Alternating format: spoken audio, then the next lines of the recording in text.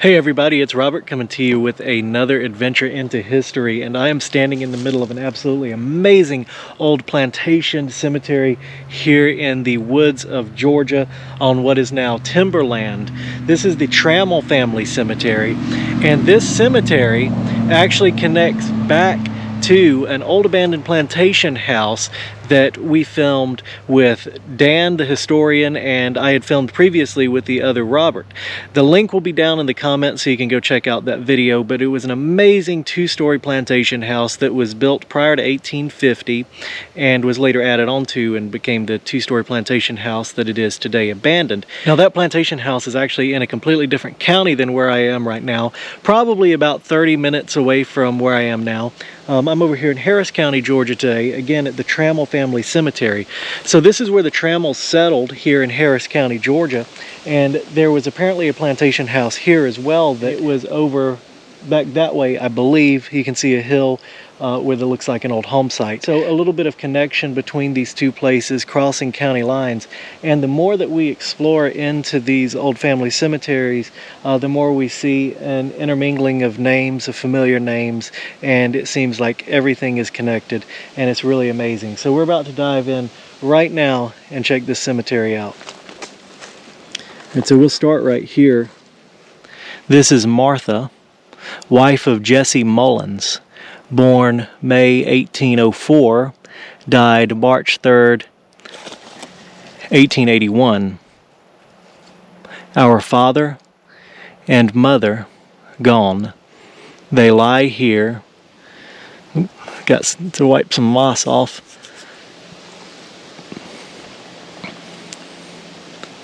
They lie beneath the, can't read it. Here, let me move the camera a little bit closer. Sometimes this shows up better on video.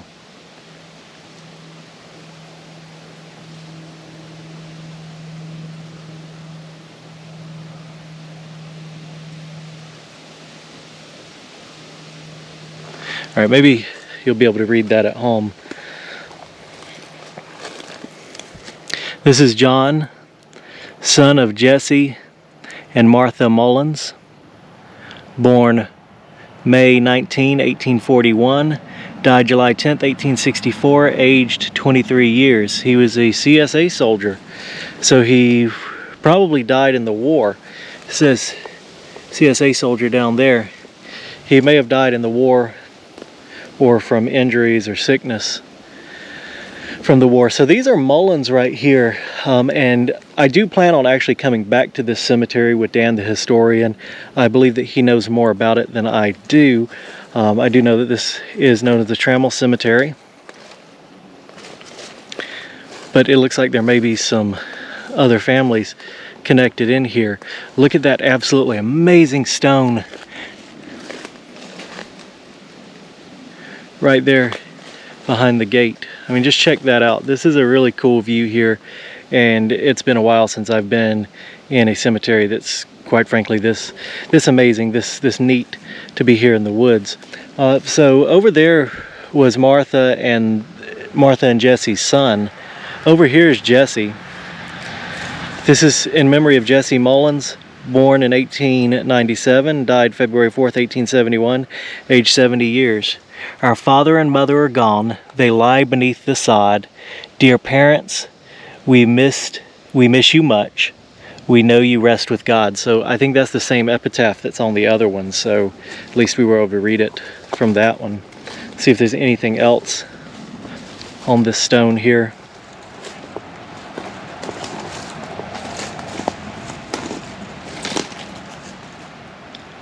Don't see anything else. So, you know, I really want to get in there, and I'm not gonna lie, I'm a little bit confused on, I haven't seen any of the Trammel names yet, so I may have been actually mistaken. I think that there might be some Trammels buried in here, but you may have to ignore what I said earlier, is this might not be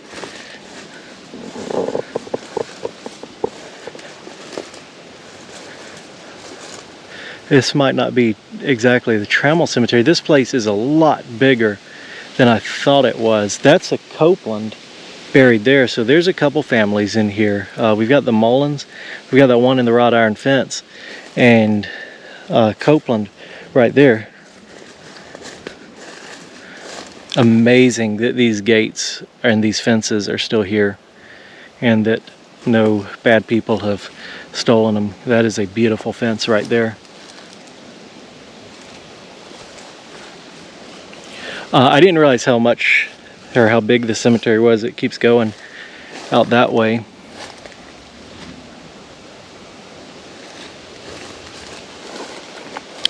Oh, here's some trammels right here.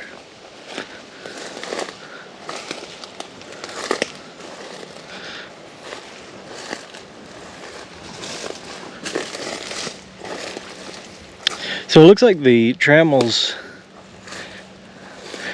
buried here are, there's six graves, but these look newer. I'm actually really surprised by how new these are.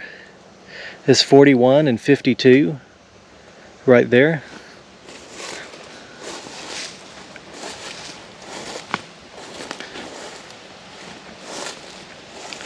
So this is Charles H. Trammell, 1841 to 1911. This is Jane Ellison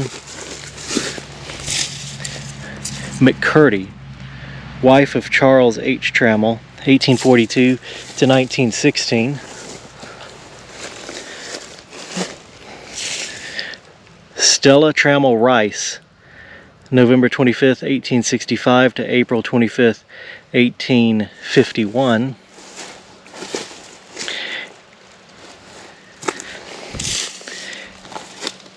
Annie Corrine Trammell, 1874 to 1941. And this is Eugene B. Trammell, June 18th, 1867 to May 27th, 1952. There's another one here.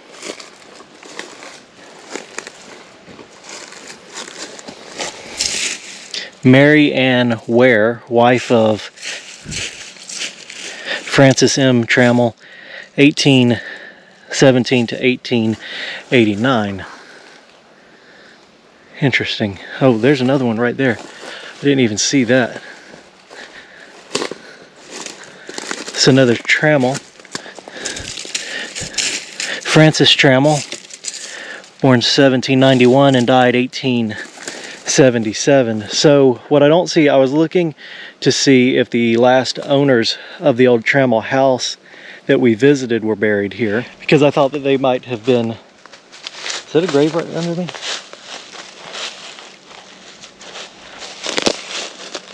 It is. No way. There's one right there. Right there.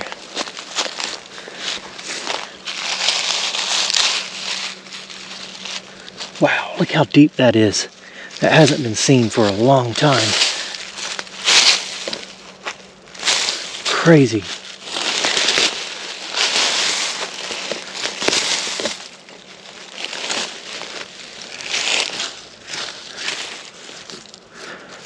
This is hand scribed.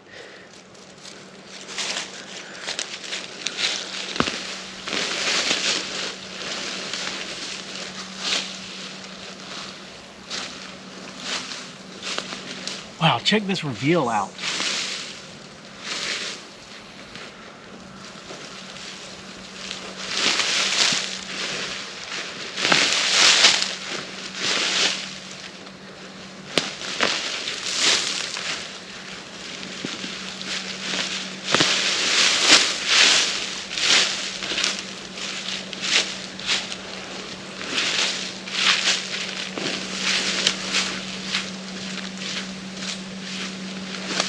Whoa.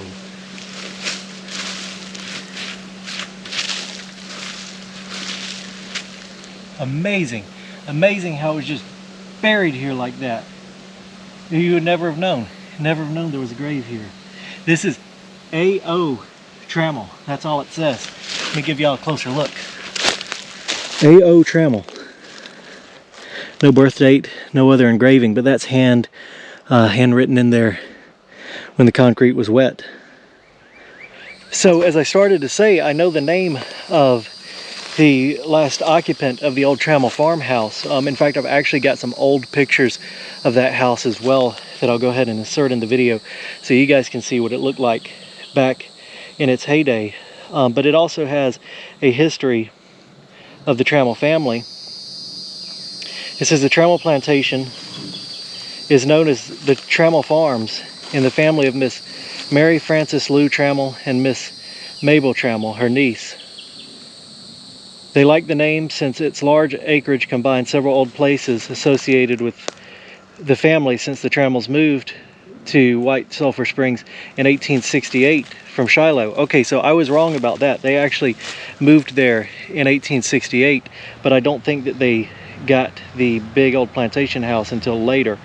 I could be wrong. Check in the comments if, or I'll put it in the video if I'm wrong on that. So they moved from here to there in 1868. So maybe, but I don't see any of the names of the Trammels. But these are surprisingly new. Maybe it was just one branch of the family that moved there. Let me see. Here's another little interesting note from this article. It says, before the Trammels moved to White Sulphur Springs in 1868, Miss Trammel's grandfather, Adrian Olin Trammel, had come to look over and admire the farm he had in mind of buying over there. And that's A.O. Trammel buried right there. Could have been, you know, same name. I don't know whether that would have been him or not. Yeah, so it looks like the Trammels didn't own the big old abandoned plantation house that we filmed until later on, because it says the house was remodeled by another family in the 1920s. So that's kind of interesting. They may have got it later, but they definitely moved over that way in 1868 and settled and had farms and came from here, which didn't make sense with some of the graves that I see here, some of the dates, but that doesn't mean the Trammels were a large family. So not necessarily all of them moved, but we're finally getting into some older ones right here. This is Helen M., daughter of C.H. and that says Jane. What is that name? I knew I should have got some glasses. Can't exactly make that name out. I think it's Jane. Jane E. Trammel. Born November 29th, 1876. Lived 6 years, 10 months, and 29 days. Wow. Sad grave of a child there.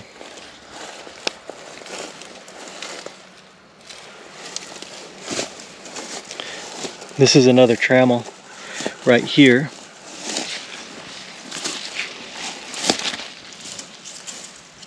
It says, what does that say? You can't make that out. The light's actually working against me right now.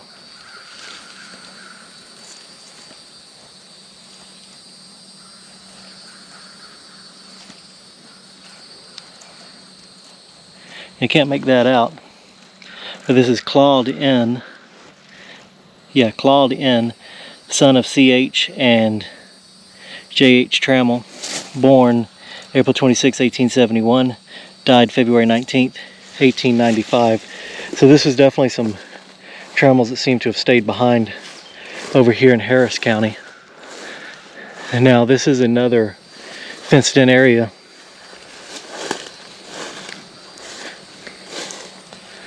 I see one grave right there, big indention right there. No markers though. And I'd feel them under my feet if they were in here. At least if it was like the slab over there.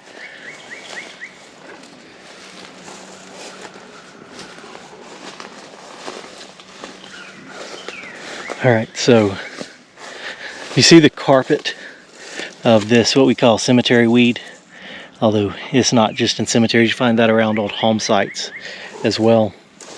It's an invasive plant that makes an interesting carpet over this cemetery. Oh, I hope that's not what I think it is over here. Okay, it's not. It's not. I saw that. This pile of old, looks like old cedar trees that someone cut up and piled up here. I thought those were a bunch of headstones that had been like pushed up into a pile. Let's try to make it inside of the gate here.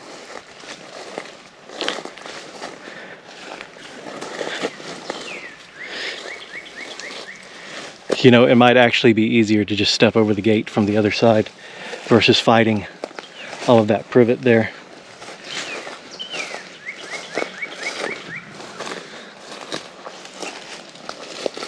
So the funny thing is, oh, here's a grave right here. Look at that. Fieldstone marking a grave. Just remember what we always say. You always have to multiply the graves we can visibly see by 3 to get an idea of how many burials are actually out here, because we've just been focusing on marked graves, but there's an unmarked grave. I've seen several fieldstones along the way. There's an indention there and one there. So just because we're able to identify the marked graves, there's often unmarked graves we're not able to identify, which is unfortunate. We'll go in here first.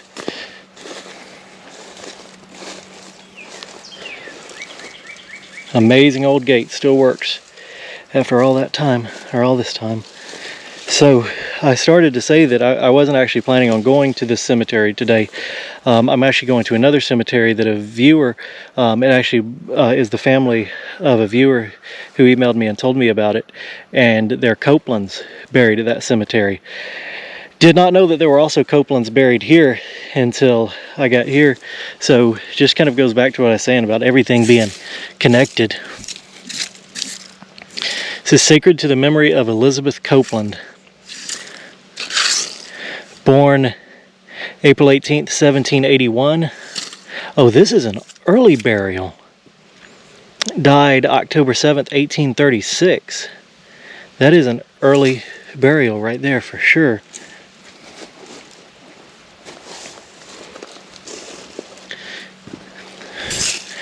Sacred to the memory of William Copeland Sr., born October 14th, I believe, 1777, and died March 9th, 1859, aged, let's say 81 years, 5 months, and 5 days. I didn't do the math, so if I misread that, pardon me.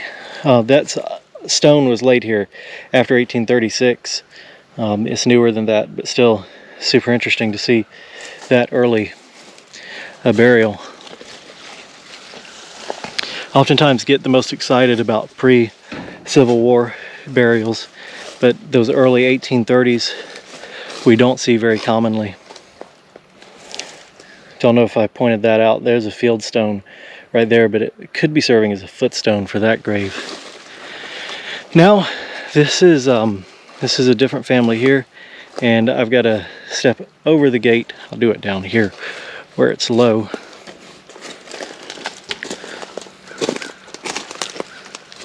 Someone, ouch. Shout out to the other Robert. He's always talking about these. They just got me. Someone's pushed up some dirt in here, which is interesting.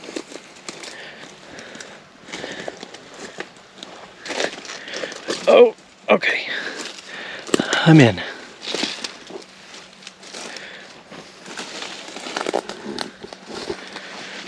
We've got lean on that one.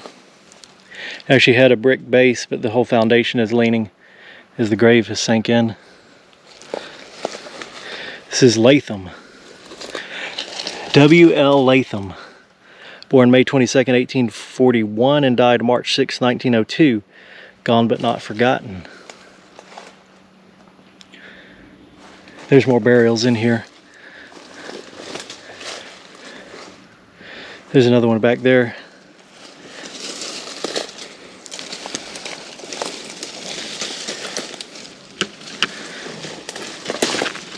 Oh, this is a tough one to get through right here.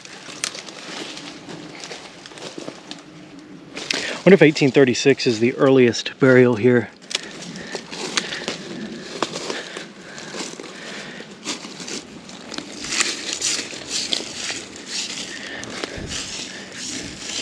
This is the epitaph on the back of this one.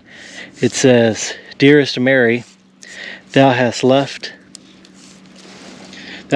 me, and thy lost I deeply feel, and thy loss," it does say lost. We think it'd be, "and thy loss I deeply feel," but it's lost. Anyway, "Dearest Mary, thou hast left me, and thy lost I deeply feel. But 'tis God who hast bereft me. But it is God who has bereft me." This is Goopy. He can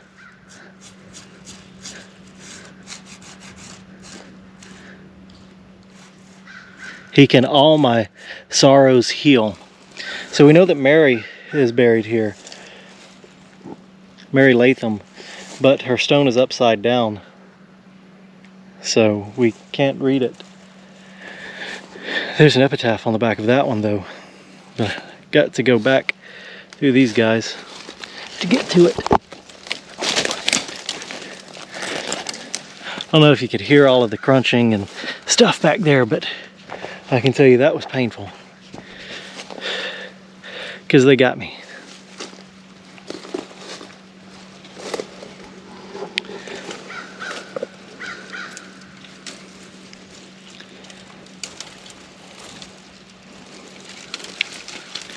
Oh man, thorny vines.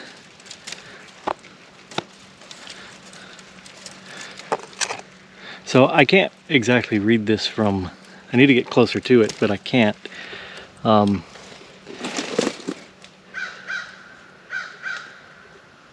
Looks like it says, "'Tis hold to break the," yeah, I'm not going to be able to read that, but let's see if we can't get a close-up shot on it. Maybe you guys can pause the video and read it at home. Ow, that was painful. Super painful with all these vines, but you know, I'll do it for you guys, to bring you out to these places and also to document them so they'll be remembered. Is that another grave right there? It sure is. Unbelievable.